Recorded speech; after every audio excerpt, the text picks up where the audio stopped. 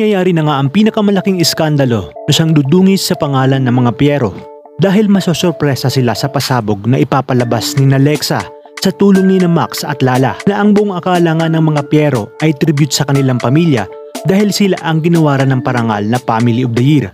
Yun pala ay ang kababuyan ng sampid sa kanilang pamilya na si Ador, kung saan maraming video nga ito ng kanilang mga naging kasambahay na kanyang naging biktima, at dahil dito ay hindi makakapayag si Doña Cielo na dungisan ni Ador ang kanilang mabangong pangalan. Kaya naman agad niyang ipapahanap kay Carlos kung sino umano ang nagpakalat ng video. Giit naman ni Carlos sa kanyang mama na sa una pa lang ay hindi na siya pabor na dumalo sa nasabing award-giving body dahil malakas ang kutob niya na baka pagpiestahan na naman ng mga press ang tungkol sa kanilang sabungan.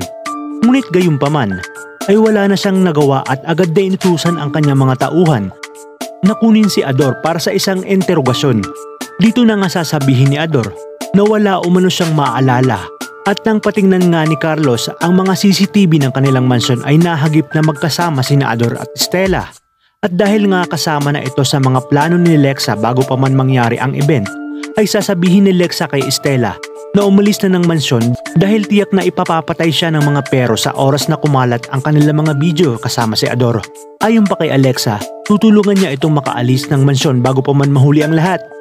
Papayag naman si Stella, ngunit bago pa man sila makaalis ng mansyon ay dumating na ang mga tauhan ni Carlos para kunin nga si Stella dahil parte nga ito ng paglinis nila sa mga kalat na ginawa ni Ador.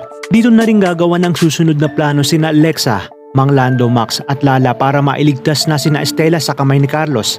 Malalaman ni Mang Lando kung saan dadalhin si Stella dahil siya nga ang driver ni Carlos, kung kaya't madaling makakagawa ng paraan sina Alexa, Lala at Max para maitakas si Stella. At dito na nga rin mas titindi ang kanilang hinala na baka may alam si Ador tungkol sa pagkawala ng kanilang mga mahal sa buhay. Ngunit ang pinakapuntirya nila ay mailabas ang matagal lang itinatagong baho ng mga Piero.